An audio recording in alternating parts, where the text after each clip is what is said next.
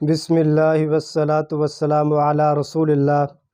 تربیت اولاد کے حوالے سے جو ہم نے بہت ہی اہم سلسلہ شروع کیا ہے، آج اس کی 7ویں کڑی ہے۔ تو آج کے اس حصے میں ہم بیان کریں گے کہ تربیت کے لیے اور افراد سازی کے لیے، قیادت سازی کے لیے تعلیم کی ضرورت و اہمیت کس قدر ہے۔ تو تربیت کے لیے تعلیم کی ضرورت و اہمیت کا اندازہ ہم نبی علیہ الصلاۃ والسلام کی جو بعثت کے مقاصد ہیں اس سے لگا سکتے ہیں۔ اللہ رب العزت نے نبی علیہ الصلاۃ والسلام کی بعثت کے عظیم مقاصد بیان کرتے ہوئے فرمایا، یتلو علیہم آیاتہ ویزکیہم ویعلمہم الکتاب والحکمہ، کہ نبی علیہ الصلاۃ والسلام کی بعثت کے عظیم مقاصد میں سے پہلی چیز کتاب اللہ کی تلاوت کرنا، قرآن کی آیات پڑھ کر لوگوں کو سنانا، تلاوت قرآن، ویزکیہم، اور لوگوں کا تزکیہ کرنا، ویعلمہم الکتاب والحکمہ، اور لوگوں کو کتاب و حکمت کی تعلیم دینا۔ تو یہاں پر اللہ رب العزت نے پہلے یتلو علیہم آیاتی فرمایا، درمیان میں ویزکیہم فرمایا، اور آخر میں ویعلمہم الکتاب والحکمہ فرمایا۔ تو دونوں طرف تعلیم کا تذکرہ، یتلو علیہم آیاتہ تعلیم، ویعلمہم الکتاب والحکمہ تعلیم، اور تعلیم کے درمیان یزکیہم تزکیہ نفس کا تذکرہ فرمایا۔ تو یہی تزکیہ نفس، یہی اصل میں تربیت ہے، اور اسی عظیم مقصد کی خاطر رب تعالیٰ نے انبیاء کرام علیہم الصلاۃ والسلام کو مبعوث فرمایا۔ نبی علیہ الصلاۃ والسلام کی بعثت کا مقصد اور دیگر تمام انبیاء کرام علیہم الصلاۃ والسلام کی بعثت کا مقصد کیا تھا؟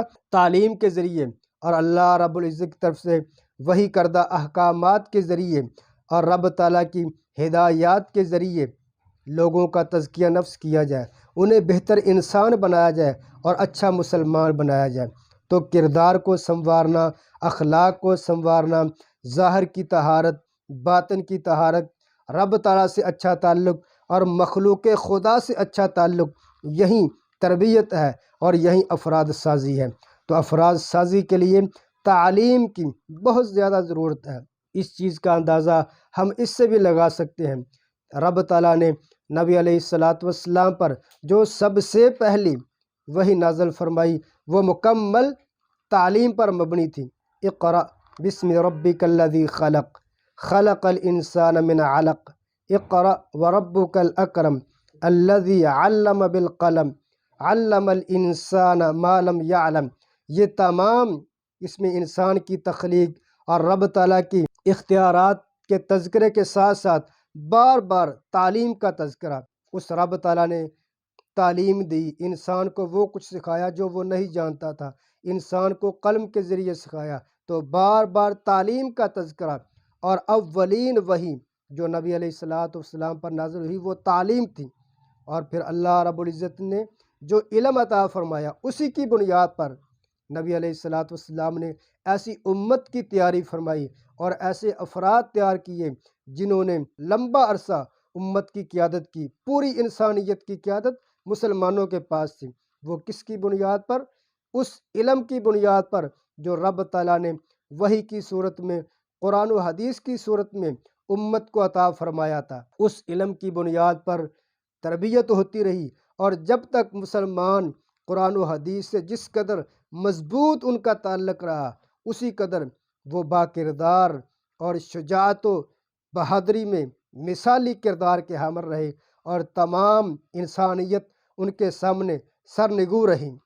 پورا عالم کفر ان کے سامنے سر اٹھانے کے قابل نہیں تھا۔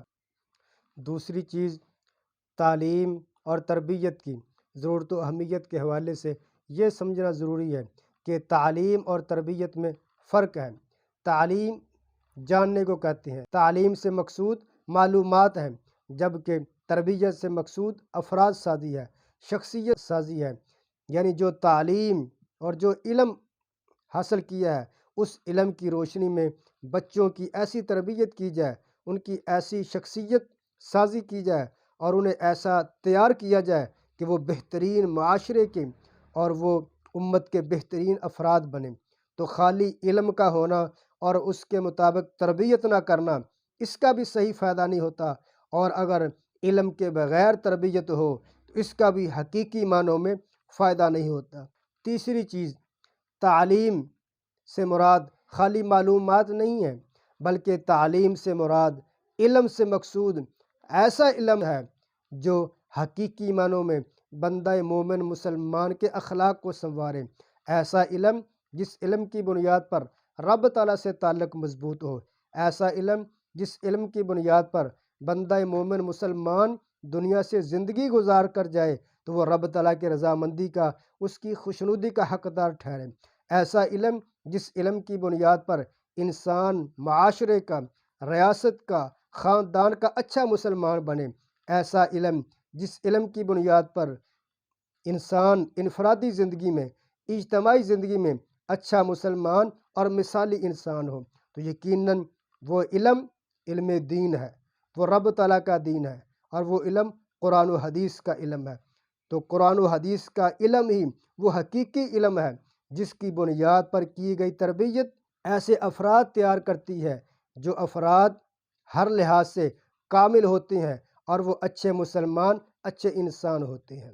اسی طرح تعلیم اور تربیت کی ضرورت و اہمیت کے ساتھ ساتھ یہ چیز بھی جاننا ضروری ہے کہ بچوں اور بچیوں کی تعلیم مخلوط نہ ہو، کو ایجوکیشن نہ ہو، یعنی بچے اور بچیاں ایک جگہ پر نہ پڑھتے ہوں۔